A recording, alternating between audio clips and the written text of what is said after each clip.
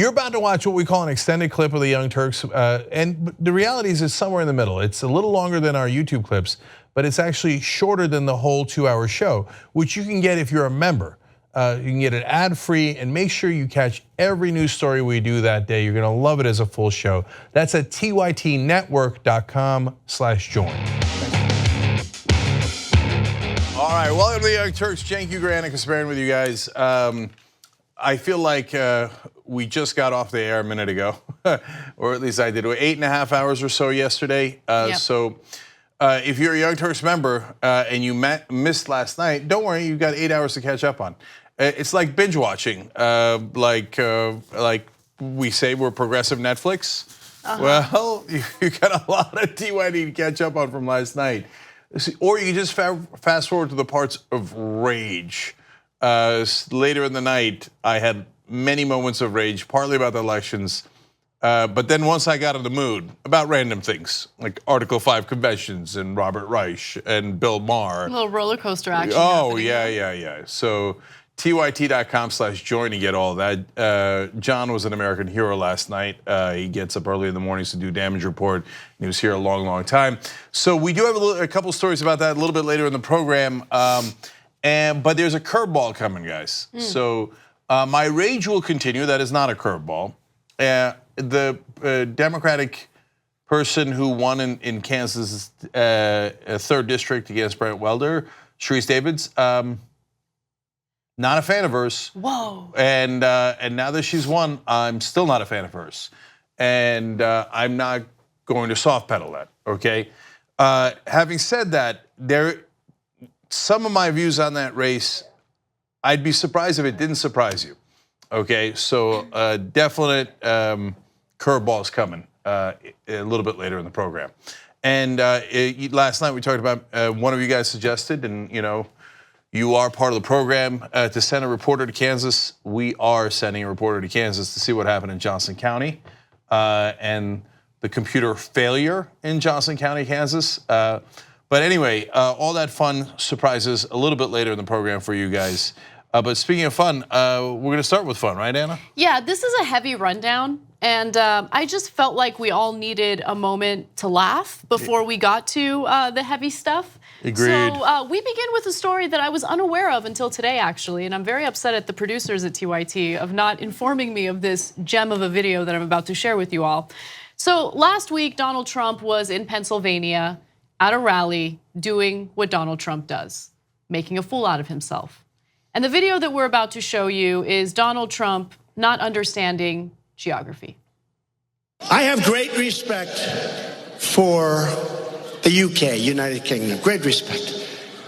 People call it Britain, they call it Great Britain, they used to call it England, different parts. So the thing about Donald Trump, okay, so let's say he wasn't wrong, right? Like, let's say in a perfect scenario, he actually understands the geography and he manages to communicate the geography accurately. Even in that best case scenario, it makes him look dumb. And the reason why it makes him look dumb is because why? Why are we having a conversation about this? It makes it abundantly clear that you literally just learned about it, right? Yeah. The UK, United Kingdom. No one knew it was called the United Kingdom until I mentioned it right now. Who would have known? Just stop talking. Stop talking. All right, so 2 points about that. First of all, I don't know why you would say that when I know for a fact. I'm like a smart person. Okay, okay. So the reason he's saying these things, to give a literal answer to Anna's question, is because he made a fool of himself when he was over at the United Kingdom, which nobody knew it was United Kingdom until he figured it out. And he actually had said something worse that I flipped out over and did a YouTube live video on a weekend over. And he had said a number of rambling things that were all wrong about the UK. Every part of it was wrong, but my favorite part was that he thought Ireland was part of the UK. Ireland's a totally different country. Totally different, okay? That's like thinking Canada's part of America, okay? And so, or perhaps America. Okay, so that was way worse. I think this is him trying to make up for it by going, UK, it's also Great Britain. You say I got that figured out, or Britain. and then, or it used to be called England. No, England is a part of the United Kingdom, but it's different parts. That's him trying to brag, like, I know that England's actually a part of the United Kingdom. I know you don't know that, nobody knows that. But one of my advisors just told me after I made an ass out of myself earlier. But I can't wait to tell you that, there are parts, that is England. That's my point, just stop talking. Just stop talking. Okay, so that wasn't all that happened. Okay, so that was during the rally. Apparently earlier, while speaking to Piers Morgan on Air Force One, he said the following. Now, this quote was cited as something that Trump had said to Theresa May, but that is actually inaccurate. This is a real quote from Donald Trump, but he actually said this to Piers Morgan. And I quote, "We would make a great deal with the United Kingdom because they have product that we like. I mean, they have a lot of great product. They make phenomenal things, and have different names. You can say England, you can say UK, you can say United Kingdom, so many different names, Great Britain. I also say, which one do you prefer, Great Britain? You understand what I'm saying? Right, yeah, I know. But a lot of people don't know that. But you have a lot of different names. The fact is, the fact is you made great product, you make great things, even your farm product is so fantastic." No, I mean, he literally sounds mentally challenged. You make product. You make good product. Me like product. I mean, he sounds like an old SNL skit, the caveman lawyer, right? Like, what was he trying to say there? What was that statement about? Like, the American people deserve to know, what was that statement about and what product are you talking about? You make great product, even farm product. It's fantastic. It's a really good product. What is the product that the United Kingdom makes? Anyway, so look, guys, if you're a little confused about the difference between the United Kingdom and Great Britain, that's okay. Totally fine. Yeah. Totally fine. It's complicated. It's confusing. For average people, it's fine to make mistakes, right? He is the president of the United States of America, right? You should know just geography, the geography of our allied countries. So, so there's two parts to that. One is what Anna's pointing at. I mean, he's not a plumber, he's the president. If you're gonna go to the United Kingdom and you don't know it, like maybe, a little Google it while no one's looking. You're a little embarrassed to ask your assistants, right? But you have a tweeter machine. I know you use it all the time. You know that smartphone, it actually has Google on it too, and you could just type it in, hey, what is United Kingdom? So you don't humiliate yourself. But he won't do 15 seconds of homework, even though that's his job as president. I mean, and we're not talking about Sri Lanka. I mean, if you don't know the different districts of Sri Lanka, even if you're president, I would, if I'm going to Sri Lanka, I'd study up on it, right? But it's the UK or Great Britain or parts of England or Ireland, right? To look up if Ireland is part of the UK, okay? So that's point one. Point two is, Anna's first point, hush up. Like if you're giving a speech for whatever reason, right? I don't know what your job is, but you're giving a speech somewhere and it goes through your head, I don't really know the difference between UK and Great Britain. I've always kind of wondered that. You know what you do? You just say one of them and move on, right? You say, oh, well, I had a great trip to the United Kingdom, and move on. Don't get into England, and there are parts, and you used to call it Great Britain, because you don't know. You don't know, so you, as a smart person, a somewhat halfway rational person, you would think, let me not get myself in trouble here, right? Yeah. And if I do, I gotta get out right away. And you don't go back. Now, he's trying to clarify, so he goes back to it in Wilkes-Barre, Pennsylvania. But he still didn't Google it. I know, He still didn't look it up. I know, it's amazing. It's so amazing. Anyway, so. Okay, just in case you're wondering, United Kingdom is the overall country, okay? Great Britain is the island, okay? Ireland is another island, it's also a country. Northern Ireland is in the island of Ireland, but Northern Ireland is part of the country of the United Kingdom. Now, it is confusing because Northern Ireland is also called a country. Wales, Scotland, and England are called countries, but they are part of the nation of the United Kingdom, okay? So, and Great Britain is not a word that it refers to the island. It is actually not a political term. It is not the nation of Great Britain, it's the United Kingdom. Okay, and look, the fact that Scotland, Wales, England, Northern Ireland are called countries, but they're part of the country of the United Kingdom, definitely confusing if you're not from that neck of the woods. Google it. It takes 15 seconds. If you're a plumber, you never have to Google it. If you're the president, for God's sake, do some presidenting. Yes, yes.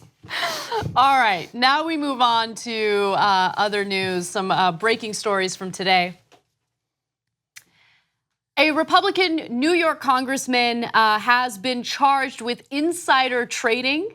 This is a huge story. Representative Christopher Collins is the representative, and the accusations against him are rather serious. Chris Collins was charged with insider trading. He was accused of tipping off his son and others to sell stock in an Australian pharmaceutical company before the results of one of its failed drug tests became public, and that's according to federal prosecutors. Now, he was deeply involved with this pharmaceutical company. It's known as Innate Immunotherapeutics, and he knew about the results of a failed clinical trial before the public did. So he hit up his son and he's like, yo, you need to sell this stock immediately. You're about to lose a ton of money. And that is exactly what happened. So he was attending the congressional picnic at the White House in June of 2017 when he received a private email from the company's CEO that indicated that a test for a potentially lucrative experimental drug had failed. 15 minutes later, the congressman called his son Cameron, who sold his shares in the company, avoiding losses of more than $570,000, more than $500,000 there. So to give you more detail into this email, Innate Immunotherapeutics Chief Executive Simon Wilkinson sent the email to the company's board of directors, including Collins, at 6:55 p.m. on June 22nd of 2017, explaining that the test for the drug, known in its trial stage as MIS 416 or 416, had failed. So at that point, Collins immediately tries calling his son, right? Tried calling his son, missed him 6 times before they finally had a brief conversation. Prosecutors contend that it was during that conversation that Collins told his son about the failed drug test. The following morning, his son placed an online order with his brokerage firm selling more than 16,500 shares of Innate Immunotherapeutic stock. He sold more stock, pretty soon after that. But I mean, it's as clear as day, and it's kind of hilarious how poorly he did in trying to hide all of this. Okay, so first I'm gonna have a little bit of fun. Then I'm gonna give you the important, relevant numbers in this story. That gives you an exact view into what's wrong with this situation. But I like the idea of the guy calling him and saying, the trial didn't work, we're gonna tank. The whole company's gonna tank. They lost 90% of their value, okay, after it became public. And so at that point, the congressman thinks, oops. He owns 16% of the company. He's gonna lose a lot of money, okay? Yeah. And apparently he was irate at the CEO. He's like, how could this have happened? How could it have failed? Yeah, sometimes it succeeds, sometimes it fails.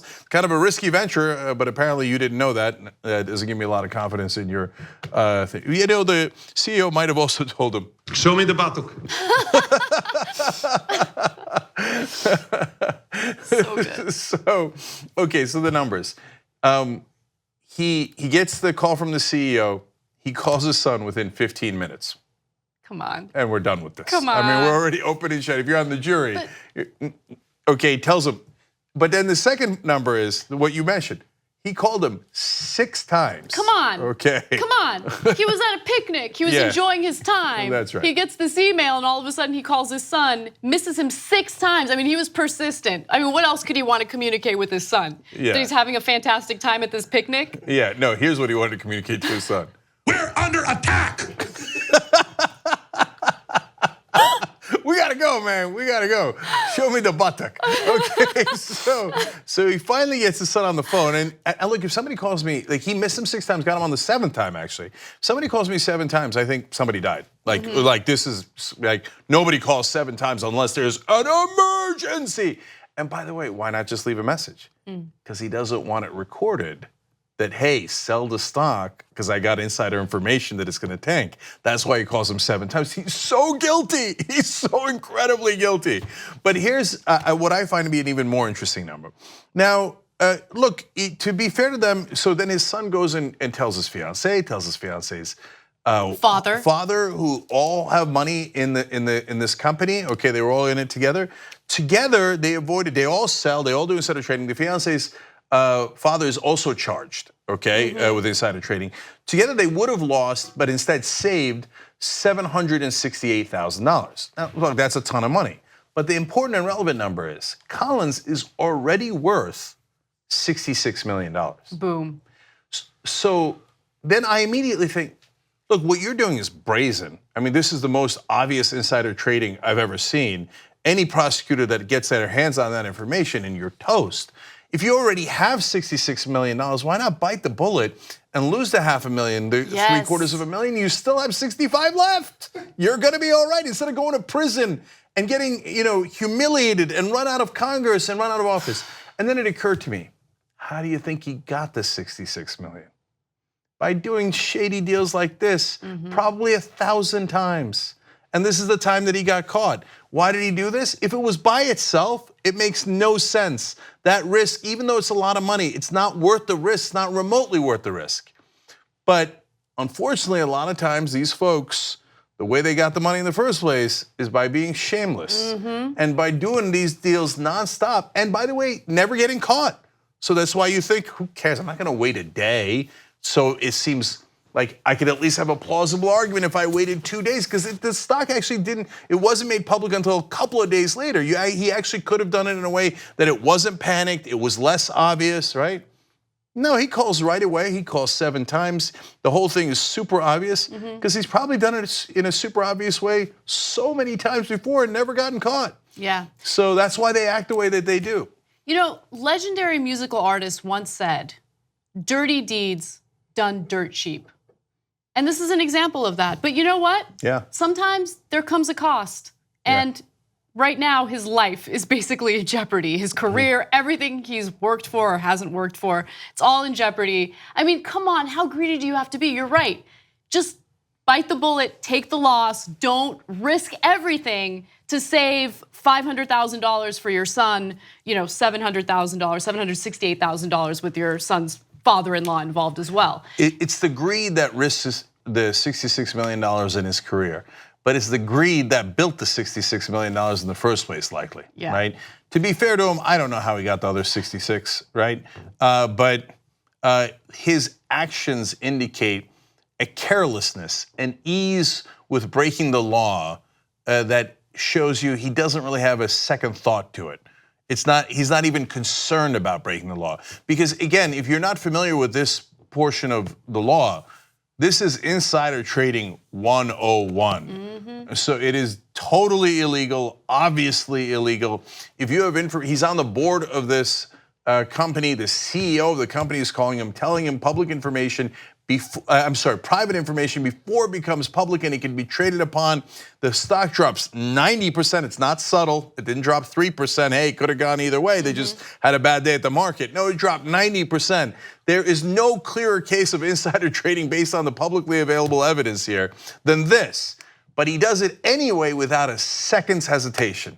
So there may be other lawmakers implicated in this because it appears that no one else is charged, let me be clear about that in terms of other lawmakers, but there is some indication that he was urging others, either elected officials or officials, to buy this stock. And so who knows what could come of those cases, but just to give you a few examples, skip ahead to graphic 10. There was Tom Price, who served as Secretary of Health and Human Services. He was accused of taking advantage of a special deal of innate stock only available to a select number of lawmakers at a discount offered by Collins. They're also shady. Remember Tom Price, the guy who resigned because of other corruption problems from the Trump administration. He also had enormous conflict of interest problems when he was in the House, and he would trade on information that he got as a congressman, and that got him into trouble earlier. And now he's taking discounts from other congressmen, et cetera. So Tom Price, it's completely unsurprising that he's on this list. I would have been surprised if he wasn't on the list. Okay. I mean, if you're gonna talk about insider trading, Tom Price is like, me, who's in? I'm in. Who's doing insider trading? I'd like to be in. The Price is Right. No, okay. Okay. So I'm about to show you something that is incredible. So this is an interview between Wolf Blitzer and Representative Collins in January of 2017. So at this point, there's absolutely no discussion about insider trading, but there are some concerns about Tom Price and, the fact that he had bought stock in this pharmaceutical company. Did Collins urge him to do it? That's what the whole context of this conversation is about. So just pay careful attention to how Representative Collins handles the question. During the confirmation hearings, Congressman Tom Price, friend of yours, colleague, facing some serious questions, ethics questions, after acting on a stock tip from you. Did you encourage him to buy stock in this company called Innate Immunotherapeutics? No, absolutely not. There was nothing done that was insider trading or unethical. It's probably what I am most proud of. I talk about it at breakfast, lunch, and dinner like I do my kids and my wife. Good. No one said anything about insider trading. You're so dumb. Hey, did you tell Tom Price? Telling Tom Price is not a crime. You can tell Tom Price all day long, right? He's like, there's no insider trading. I'm telling you right now, there's no insider trading. Okay, all right, interesting. And I did not have sex with that guy. I didn't. I don't know why you say. I didn't say that. Why are you saying? So, by the way, so Price is shady for other reasons that I explained. He got the discount. That's a little shady. I want to be fair. Mike Conaway is one of the 6 that bought this stock. He does not sit on any committee that is relevant, and he did not get a discount. So I don't see anything wrong there. And there's no indication that he did insider trading and dumped the stock. Turns out Collins called everybody but him. Anyway, so if you got a guy like that, there's nothing wrong there, as far as I can see so far. On the other hand, Doug Lamborn, who's a Republican of Colorado, and Mark Wayne Mullen, Republican of Oklahoma, they sit on a relevant committee that affects that stock. Well, that's the swamp. You can't be voting on things that might affect stock that you own. That's totally unacceptable for conflicts of interest in regards to your job as a congressman. So that's a separate problem. The one that's clearest is obviously Collins' problem because he did insider trading 101 and now they caught him and he's in a world of trouble. And I also want to just end on one other important note. So there are clearly conflicts. There's a conflict of interest. As he's a lawmaker, he's also serving on the board of this pharmaceutical company. And so does that at all impact the job he's doing in Congress? Of course it does. So let's go to graphic 12. After entering office in 2013, Collins worked on passing a provision that would speed up the drug approval process. Come on. So let's just keep it real, okay? Obviously, their financial interests, their financial incentives play a huge role in the types of laws that they push through Congress, that they aggressively try to pass through Congress, and that's certainly the case with what he wanted to do with drug approvals on a federal level. These guys are so corrupt. It's unreal. The corruption is taking over the entire body politic. I mean, and once you open the door and you say, oh, we're gonna get into office by taking legalized bribes, then is it really that much of a stretch for those same unprincipled, unscrupulous people who got in office by taking what we now, bribes have become legal? You just, I take it from a pharmaceutical company, I take it from a defense contractor company, and what do? I start wars and the defense contractor gets rich. I say you cannot negotiate drug prices for Medicare. My donors get rich. Well, why don't I get rich too? Okay, I'm gonna pass a law that not only helps my donors, but it helps me. I'm gonna say, okay, you know what? We're gonna speed up that drug approval process because I have a company that needs a drug approval. And then they wonder why nobody trusts Congress. This is why nobody trusts Congress, because they are crooks. And this system invites crooks in. So if you're a principled person, you're gonna have a little bit of trouble taking money from an oil company and then letting them pollute, right? And knowingly deregulating so they can pollute streams that maybe kids swim in. You're gonna have trouble doing that. But crooks have no problem doing that. They're like, oh great, you're gonna give me that bribe and I'm gonna do you a solid and that guy's gonna get sick? Who cares? Then we shouldn't be surprised that Congress is filled with people like Collins who are total and utter criminals. Yep. All right, let's take a break. When we come back, the VA, it's being controlled by cronies at Mar-A-Lago, and people had no idea until now. Thanks for listening to this podcast. You're only halfway through, so hold, stay right here. Just want to remind you, if you want to get all 5 segments of the Young Turks commercial free, these are just 2 of them. Every day we do it. So go to tytnetwork.com/join, and you get the whole 5 segments, 2 hours, ad free. Do it now. All right, back on the Young Turks. Lots of comments for to read. Let's go to Twitter first. Melly Bitch writes in, "Don't worry, Cenk. We love the rage. Can we just call you Hulk from now on? 0 to piss in 2 seconds flat." That happened in the last story. I was having fun with the Collins story. Then Anna read the last story, quote about corruption, and I was like, God damn it. You don't want to make me angry. You wouldn't like me angry. Anyway, Eclectic Miscellaneous says, thanks TYT for sending a reporter to Kansas to find out what the hell went on in Johnson County. How much do you want to bet that TYT will be the only ones? Shouldn't MSM and local media be investigating this latest proof of how fragile and opaque our voting systems are? So, well, thank you guys. So that's still 2 years later out of the budget that I think we've been fairly judicious with from the investigative reporting team. By the way, they're coming up with great stories. I hope you're reading that at TYT Investigates. So please, it's on the app, it's on the website. Go to TYT Investigates and read the great stories they're coming out with, and we're trying to share as much as we can with you guys, and we'll let you know what happens in Kansas. Dr. Pepper O'Doom says, nobody knew the UK could be so complicated, believe me. Dave Fire writes in, still on Twitter, Sergeant General Colonel Aaron Murad says, show me the product. All right, now YouTube Super Chat, Mark Keister says, just tuning in, please tell me that Brent has not conceded, has demanded a full recount of the paper ballots. Look, I think that Brent is probably going to go talk to the Johnson County officials at some point, but you know, I can't speak for him, and I don't know what he's up to in that regard.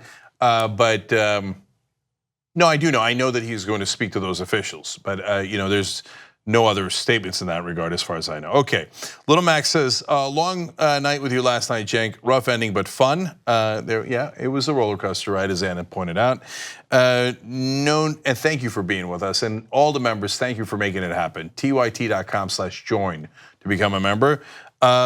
Nonine Consequence, one day you're gonna have to tell me how to pronounce that. It says, if you have Celtic pride or Celtic pride, like Trump brags as he does coming from Scotland, why don't you know about Ireland's fight with England? Tell me again how Trump represents white folks and not just the Nazis. Damn. Dropped one on him there. And G Love says, Cenk, you and Anna are straight up gangsta. Yes, thank you. Thank you, we do appreciate it. He does have G Love. Indeed. Love for the G's. You know? We got it. Okay. No, we got it. No one could have known that it would be so complicated. To decipher the gangsters talk. All right, so by the way, Android app, it's out. Just letting you guys know, the app is fantastic. It's got all of our shows. And of course, a lot of it is free, as you guys know, and then some of it is for members only, but it's all in one convenient place. You can watch the free stuff, you can get the members only if you're a member. So go to tyt.com/app or just go to the Google Play Store and type in TYT or TYT Plus, and you'll get the app. So thank you for using that, and it's super convenient. All right, what's next, Anna? All right. In a piece of excellent reporting, ProPublica has uncovered the real forces behind the VA and the real decision makers who are influencing policy changes at the VA. So the VA, of course, has been an issue that has been exploited by politicians, namely politicians like Donald Trump, who claimed that he wanted to fix the VA, he wanted to take care of our veterans, but he has done the exact opposite of that. In fact, the only thing that he has attempted to do is privatize the VA, which could be a complete and utter disaster. But what we didn't know until now is that he has used his cronies at Mar-A-Lago to be the real decision makers at the VA. And those cronies include Ike Perlmutter, Mark Sherman, who's a lawyer, and also Bruce Moskowitz, who is a Palm Beach doctor. These are all members at Mar-A-Lago, and essentially Trump got together with them and was like, yo, what should I do with the VA? And so he, I know, it's insane. These are people who have absolutely, none of them are veterans, none of them have served in our military. Well, no, let's be fair. Perlmutter is a veteran. He's a veteran of the Israeli army. Not the US Army, let's just be clear about that. Okay. I mean, if he was advising the Israeli VA, okay, fair. Do you, boo? Right, but God bless, no problem with that. What is he doing? What are they doing? Look, I'll tell you, look, you were into details, and it's amazing how thoroughly they were running the VA. But it's like you became president, and you're like, hey, Bob, Steve, you know, your boys, right? You guys want to run Veterans Affairs? What? Why are they running Veterans Affairs? That's crazy. They have no experience at all. And of course, they botch it, and they don't understand it. They don't understand it, and they attempted on several instances to use it for their own financial benefit, right? And so I'll give you examples of that in just a second, but it's the same kind of mentality that we see from Donald Trump. He uses the office of the president as a way to financially enrich himself. He holds meetings, official meetings at Mar-A-Lago, official meetings at Trump Tower. That's all taxpayer money in order to hold these meetings that ends up going into the pockets of the Trump family, period. That's the way it works. And so that's what you see time and time again with these specific individuals who are outlined in this incredible piece by ProPublica. So, with that said, let me give you some of those details. Now, ProPublica has referred to this group as an informal council that is exerting sweeping influence on the VA from Mar-A-Lago, President Donald Trump's private club in Palm Beach, Florida. So, as I had mentioned, none of them has ever served in the US military or even the US government. VA insiders have come to call them the Mar-A-Lago crowd. So look, Donald Trump, as soon as he became president, raised the price of admission at Mar-a-Lago from $100,000 to $200,000, and then immediately started calling it the Winter White House. I mean, that's just enriching yourself at the expense of everyone else, and just brazen. Now, to be fair to him, it turns out maybe it's worth it, right? You join up at Mar-a-Lago, and he's like, which department would you like to run? Hey, Ike, you want to run Veteran Affairs? Have at it, Hoss. Okay, now everybody at Veteran Affairs. You either report to Ike or you're fired. Yes. So that's what happened. So one thing that was abundantly clear was that this group did not get along with David Shulkin. Because David Shulkin, you know, I mean, he had his own scandals, his own issues, we get that. But at least he understood how the process works, how government works, how you are able to get things done in the VA. Whereas these three individuals have no idea. And so they would demand things and then get extremely angry that there was a process for it that they wanted to completely, you know, circumvent. So let's go to graphic 17. Former administration officials say the VA leaders who are at odds with the Mar-a-Lago crowd were pushed out or passed over. Included were the secretary, deputy secretary, chief of staff, acting undersecretary for health, deputy undersecretary for health, chief information officer, and the director of electronic health records modernization. So these are all people that were at odds with the Mar-a-Lago crowd, and many of them just lost their jobs as a result of that. When asked about this by reporters, the Mar-a-Lago crowd guys said, I mean, I don't know why anybody thought we were running the place. I mean, we didn't tell them that. If they had that impression, I guess that was the wrong impression. Well, they might have that impression if they disagree with you and then they're fired the next day. That would give you an impression that you were running the place. Right, and let me be clear about something else. So there are avenues in which people who are not official advisors or official government employees can help give advice to a government agency, right? But there's a process in which you do that because there needs to be transparency, there needs to be oversight. And in this case, there was no transparency and absolutely no oversight. It's the Federal Advisory Committee Act of 1972. It does provide a mechanism for agencies to consult panels of outside advisors. This, you know, Mar-a-Lago crowd does not fall under that category. There was no oversight, no transparency. Yeah, so if I were president and I knew a number of people who were knew the tech world really well and we needed to upgrade something in the thing, I would put them on an advisory board, and then you would have cost controls, you would know what they were doing, there was transparency. There's nothing wrong with bringing in outside experts. But this is like, hey, I like Ike. He gave me $200,000 to be in Mar-a-Lago, and he's actually really rich, so Trump looks up to him. So why don't you run a random department but don't tell anyone? And then fire anyone you like. Wow.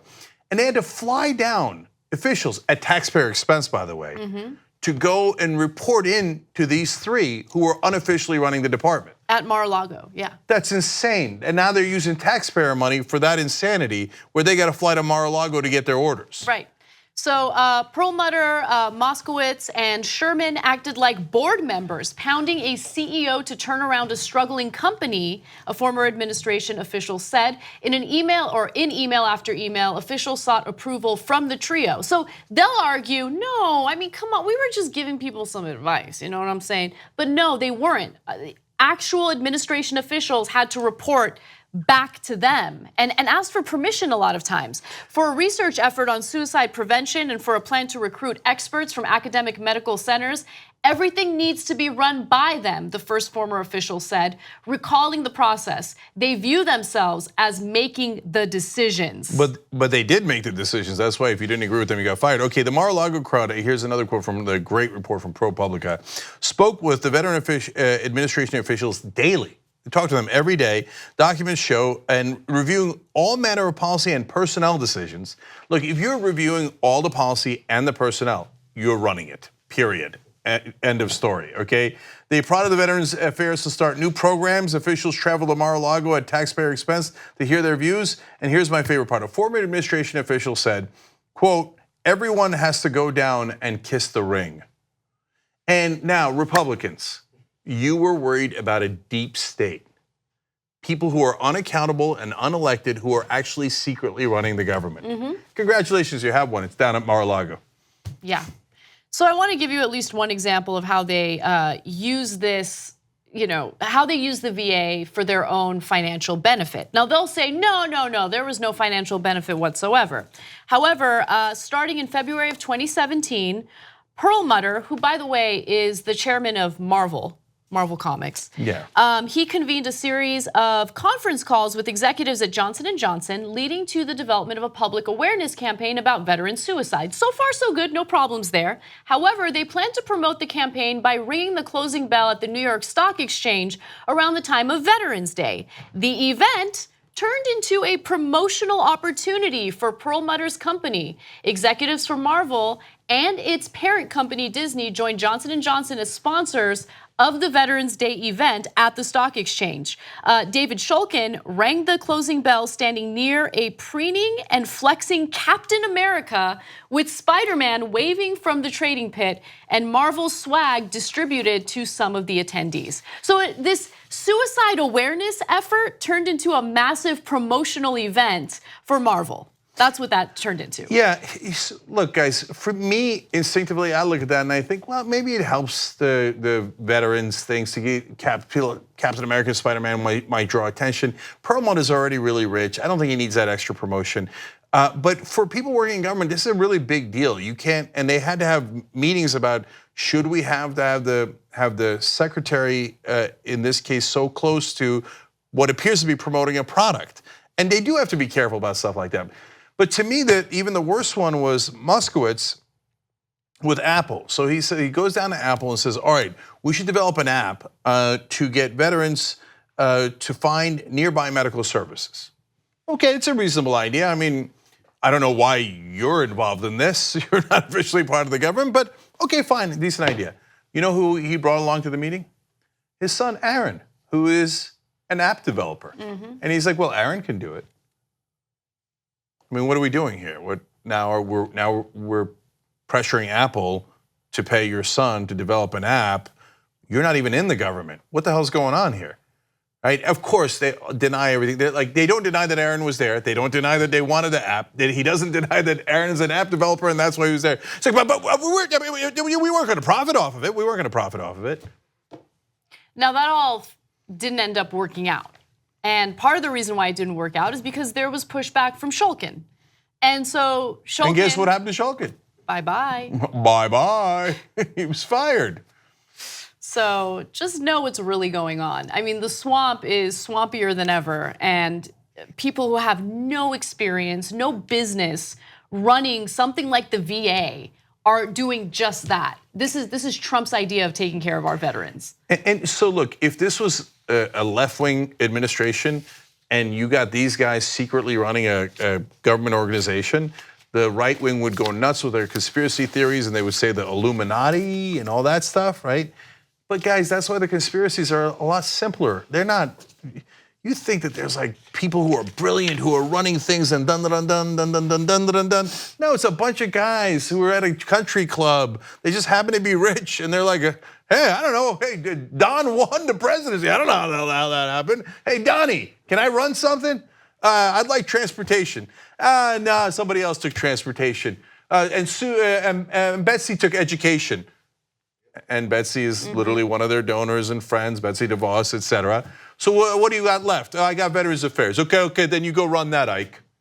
And that's your famous Illuminati. It's a bunch of, old men who are having fun running things that they shouldn't be running, okay? And so it's not that complicated. I don't even think it's that, nefarious. I just think I don't think, like I said, Perlmutter doesn't need any extra money, right? I think he just thought this is cool. I get to run Veterans Affairs for no reason. He would call people and say, why aren't you doing it quicker? As if he was literally the boss. I can't. All right?